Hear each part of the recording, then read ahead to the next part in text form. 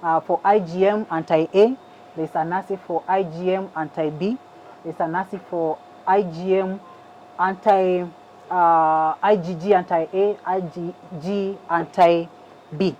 Now, what you're going to find is that we have the low IgM anti-A and low IgM anti-B, and high IgG anti-A and high IgG anti-B. I hope I've not confused.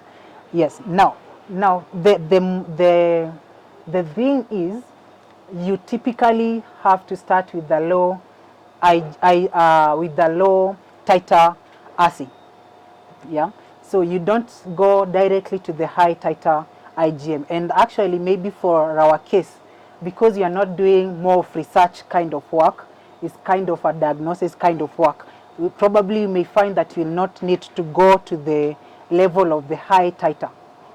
Because even though a disclaimer is that there is no internationally agreed titer or critical value for this anti-B or anti-A titers, then most literature will put it at 64.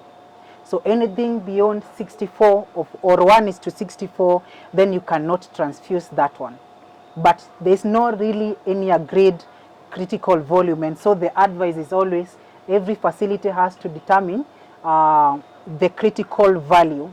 So some, especially for the IgM, and probably I can summarize it at this point, is that for the IgM, most literature recommend anything above 64 or 1:64.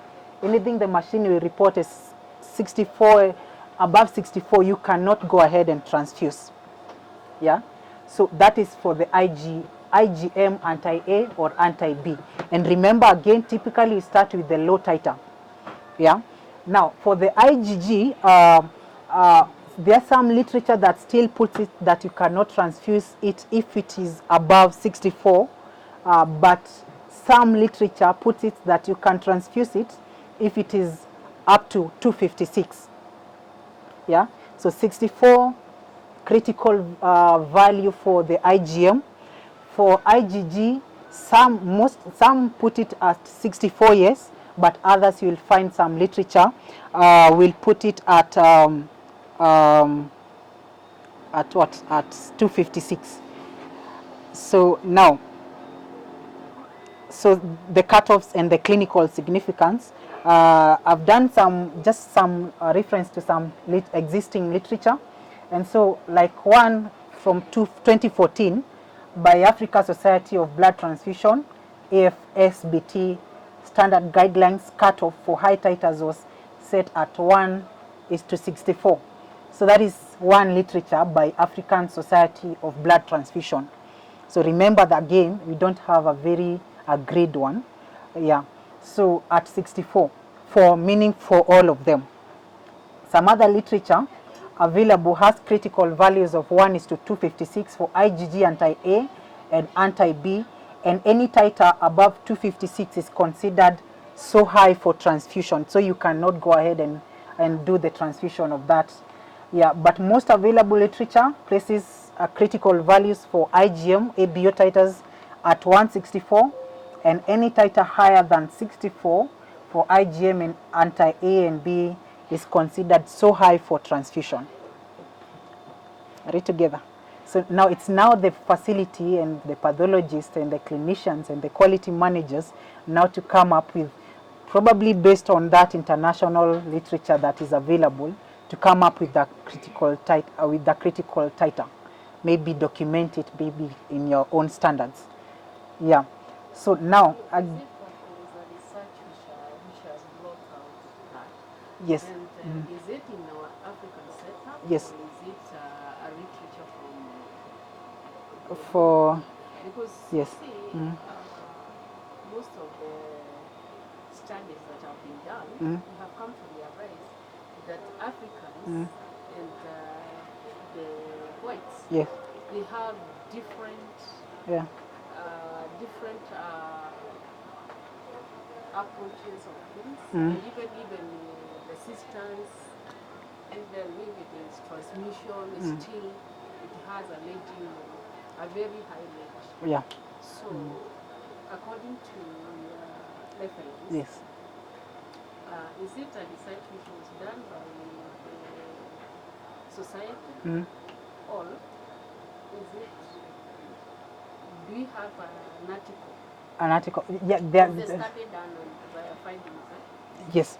So I have also been researching on the same, and you will have all those this site for, what is it called, the pub something, has so many articles. Yes, PubMed, I think, something like that. It has so many articles, and most of those articles are at 64. And actually, maybe before that, probably one of the slides you will see here, as I will share, it has the factors affecting the ABO antibody titers. And so one is RBC phenotype. Remember, we have blood, if it is A, then you have A1 or A2. So one is more hemolytic than the other. So those are some of the factors. Then number 2 is the concentration of the RBC. And number 3 is the time and the temperature of incubation. That's why the automation is important, because it is consistent. And now the technique of reading the endpoint due to the errors, the human errors. But now the point I was wanted to pass across is this. We have a research by Redman et al., which is UK in 1990. Probably they could be a recent nini, that shows that there is no significant. Yeah, it's so old, that one. 2023. Yeah. If So we start with something of 1990, yeah, we are very far. yeah. But These are already yeah, passed by. how So many years ago? that yes, 30 plus. Yes, Yeah. there must have been another research done for it, for you to have confidence Yes, to say. In